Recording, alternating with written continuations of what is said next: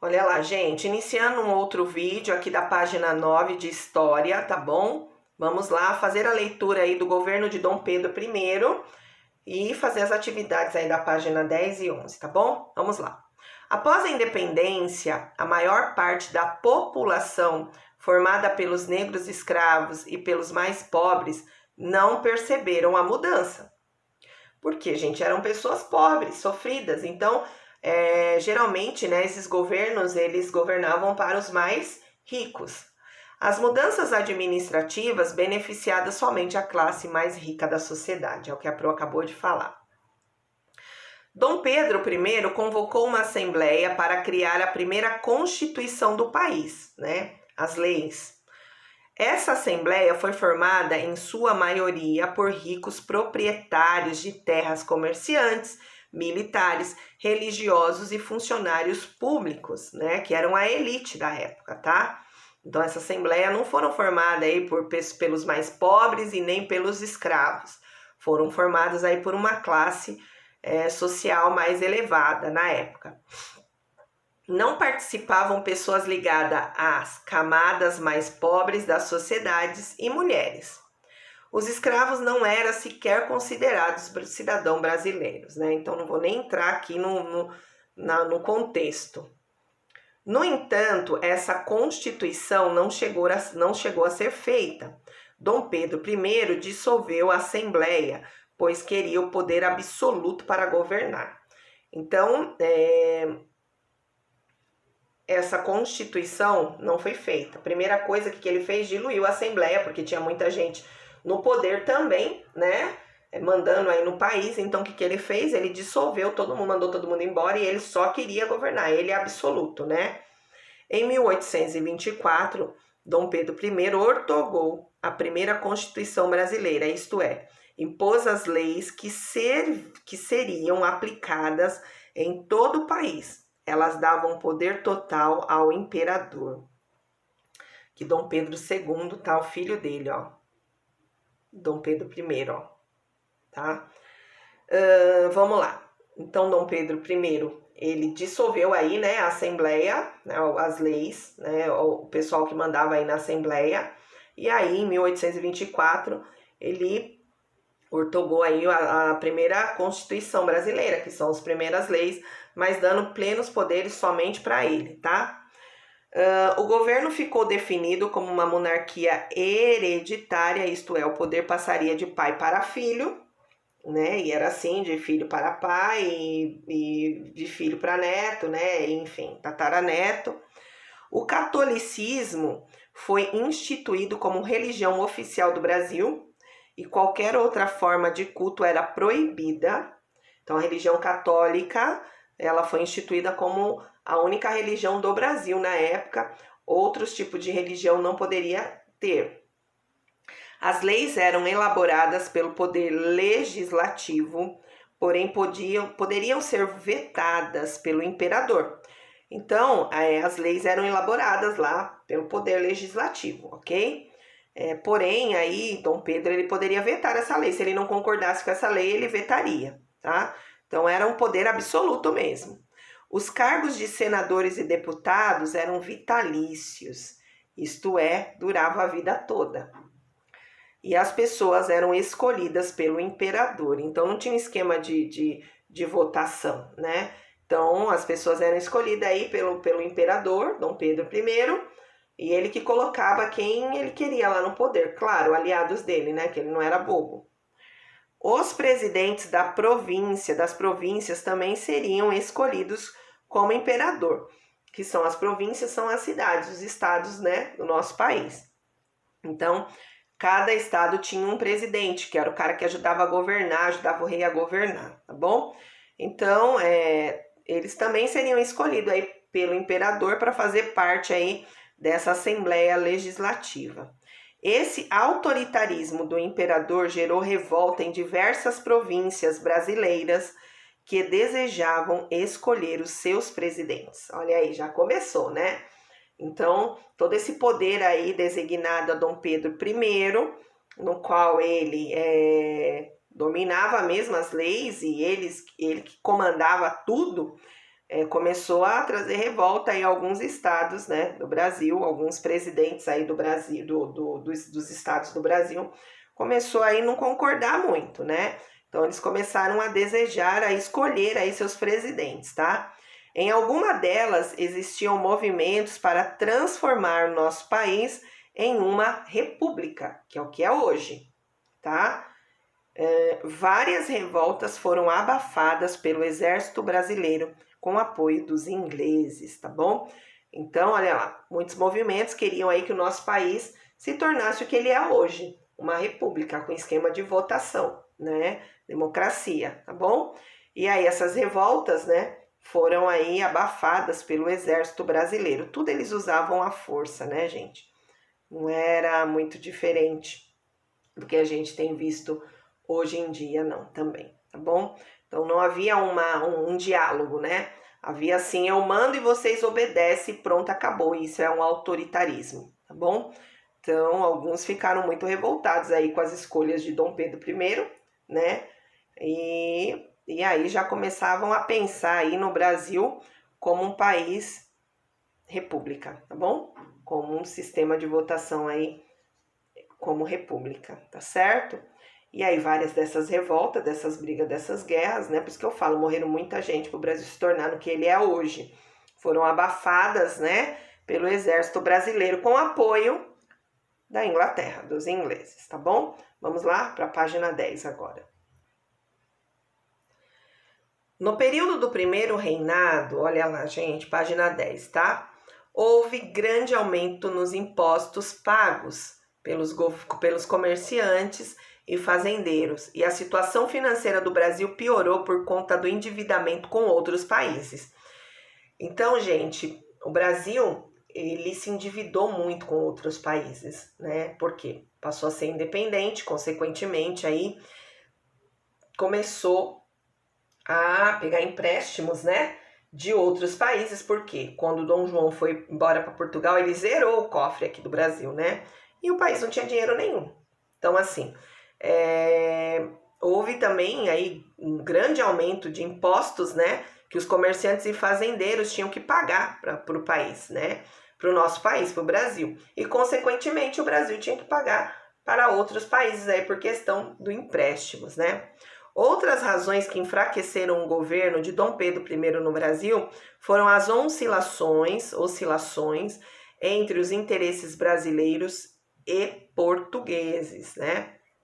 Devido à briga com seu irmão, os escândalos da sua vida privada, isso tudo Dom Pedro, hein? Briga com o irmão, escândalos com a vida privada, a guerra com a Argentina pelo controle da província de Cisplatina, hoje que é o Uruguai, né? Que matou 8.000 brasileiros, pensam vocês. Os custos dessa guerra fracassada que endividou mais ainda o país e a instabilidade política do primeiro reinado. Então, todo esse forfé, gente, um monte de razão aí começou a enfraquecer esse governo, tá? Sendo assim, Dom Pedro I, em 1831, decidiu abdicar do trono brasileiro. Decidiu aí largar o trono. Ele voltou para Portugal e deixou no Brasil seu filho, Pedro de Alcântara, de 5 anos de idade. Olha lá. Ele foi embora e deixou o filho dele aqui, como se fosse aí, né, para governar no lugar dele, como regente, né? Pensem vocês, uma criança de 5 anos de idade. A Constituição de 1824 previa que o governo devia ser exercido por uma regência até a maioridade de Dom Pedro Alcântara. Então, o herdeiro, gente, ficou aos cuidados de tutores aqui. Ele largou o filho aqui, e aí alguns tutores, né, algumas pessoas ficaram cuidando aí de Dom Pedro. Entre eles, José Bonifácio de Andrada e Silva, tá? Em Portugal, Dom Pedro assumiu o trono com o nome de Dom Pedro IV, após enfrentar uma guerra com Dom Miguel, seu irmão, que se impulsou ilegalmente do trono português, que pertencia à filha de Dom Pedro, Maria da Glória, a verdadeira herdeira. Então vocês percebem, gente, a guerra pelos poderes. Vocês percebem que desde a formação do nosso país, essa família real que veio de Portugal para cá, o quanto eles eram interessados somente pelo poder, as riquezas que o nosso país podia dar para eles. Nós devemos muito a eles, sim, né, por todo o descobrimento do nosso país, desenvolvimento, enfim, mas tudo era em prol do poder, e isso envolvia até a família dele, né, então assim, enfraqueceu. A pessoa deixou o filho, né, aqui de 5 anos de idade, na mão de tutores, né, para cuidar do filho, do próprio filho, aí com 5 anos de idade, até ele atingir uma maioridade, para poder governar o país. Então pensem vocês aí a confusão, vamos falar assim, que foi tudo isso aqui que faz parte da nossa história, tá bom? Vamos lá. Aqui, ó, nós temos o vocabulário, que quer dizer aí cada palavra, né, destacada em vermelho, tá bom? E aqui, gente, vocês têm uma pesquisa, tá certo? Então, vocês vão pesquisar o que significa lá no Amigo Google. Aí é vocês que vão fazer, tá? Monarquia absolutista. O que significa essa monarquia absolutista? O que significa na letra B? Monarquia constitucional. Me mandem foto, tá? Que a Pro quer dar uma olhada, tá bom? Monarquia constitucional absolutista, e vamos lá na página 11 que eu quero ver qual que é a outra. E o que significa aí na página 11? República, tá certo? Então vocês vão fazer essa pesquisa, não precisa escrever um monte de coisa, né? Pesquisa lá no Google, quem tiver dicionário pesquisa no dicionário, mas o Google é melhor porque ele já traz para vocês aí, já vem direto ao ponto, tá bom? Então vocês vão pesquisar monarquia absolutista, monarquia constitucional e a república, o que significa cada uma delas, tá bom? Vamos lá, gente. A última atividade aqui de história do dia de hoje, tá? Complete as frases com as palavras do caça-palavra. Então nós temos aqui 1, 2, 3, 4, 5 palavras, tá? Nesse caça-palavra, tá certo? Nós temos aqui Constituição, Poder Legislativo, Escravidão. Deixa eu ver o que mais que nós temos aqui que a Pro consegue já enxergar de bate-pronto. Já falei 3, né? Assembleia, 4, tá? Deixa eu ver se eu acho mais a última. E a última, gente, é monarquia, tá bom? Então, nós temos aí 5 palavras: Constituição, monarquia, poder legislativo, assembleia e escravidão.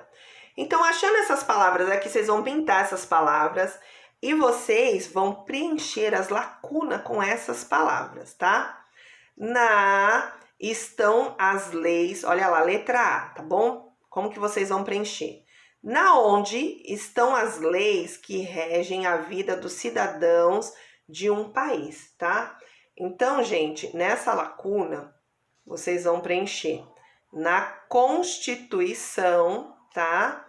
Estão as leis que regem a vida dos cidadãos de um país. Lembra que eu falei para vocês que essas constituições são leis, tá? Vamos lá. Lacuna, na letra B, foi o tipo de governo instituído no Brasil após a proclamação da independência. Então, que tipo de governo foi deixado aqui no Brasil após a proclamação da independência? A monarquia, tá? Então, vocês vão escrever aí na letra B, na lacuna, monarquia foi o tipo de governo instituído no Brasil após a proclamação da independência, tá certo? Letra C. Aí você vai escrever na lacuna, cria as leis que serão aplicadas no país. Quem que cria as leis, gente, que são aplicadas no país? O poder legislativo, tá? Então, letra C, o poder legislativo cria a lei, as leis que estão aplicadas, que serão aplicadas no nosso país, tá? Então, o poder legislativo na letra C. Letra D, a lacuna, né? Legislativa é a reunião de pessoas que fazem as leis de um país. Quem que fazem as leis de um país, gente? A Assembleia Legislativa é a reunião de pessoas que fazem as leis de um país, tá bom? E a última letra E, olha lá, letrinha E, a lacuna não acabou após a independência do Brasil. O que não acabou, gente? Após a independência do nosso país, a escravidão. A escravidão não acabou após a independência do nosso país. Tá bom, pessoal? Por hoje é isso, tá certo? Qualquer dúvida, qualquer coisa, chamem a Pro via WhatsApp, que a Pro vai sanando as dúvidas de vocês, tá bom? Bons estudos a todos, fiquem com Deus e até a próxima aula, se Deus quiser. Tchau, tchau.